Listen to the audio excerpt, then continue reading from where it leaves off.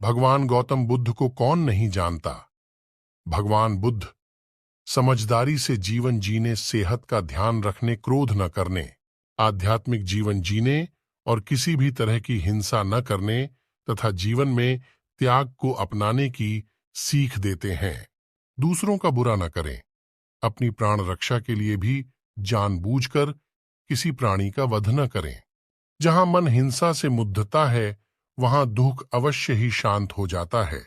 सत्य के बारे में 3 चीजें ज्यादा देर तक छुपी नहीं रह सकती। वे हैं सूर्य, चंद्रमा और सत्य। जिस तरह सूर्य रोज प्रत्यक्ष दिखाई देता है, चंद्रमा भी दिखाई देता है, उसी तरह सत्य कभी न कभी सामने आ ही जाता है।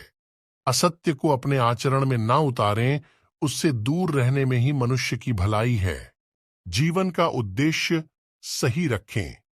जीवन में किसी उद्देश्य या लक्ष्य तक पहुंचने से ज्यादा महत्वपूर्ण उस यात्रा को अच्छे से संपन्न करना होता है।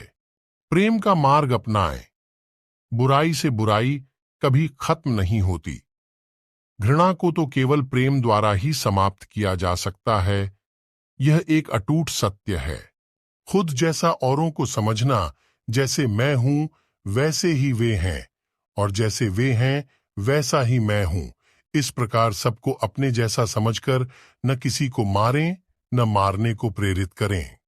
स्वयं पर विजय। जीवन में हजारों लड़ाइयां जीतने से अच्छा है कि तुम स्वयं पर विजय प्राप्त कर लो। फिर जीत हमेशा तुम्हारी होगी, इसे तुमसे कोई नहीं छीन सकता। दूसरों को सुख दें।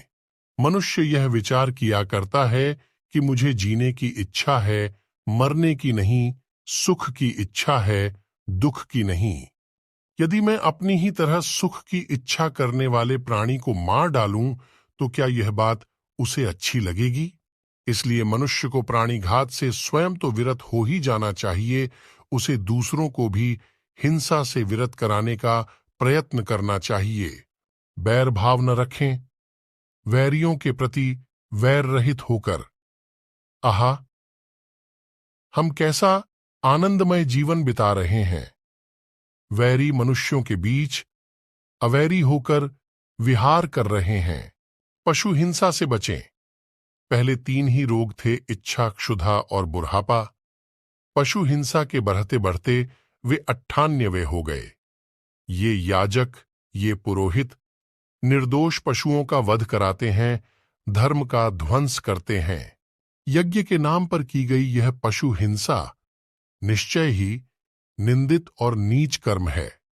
प्राचीन पंडितों ने ऐसे याजकों की निंदा की है। चर्म धारण न करें। भगवान बोले, भिक्षुओं, महाचर्मों को, सिंह, बाघ और चीते के चर्म को नहीं धारण करना चाहिए। जो धारण करे उसे दुक्कड़ दुष्कृत का दोष होता है।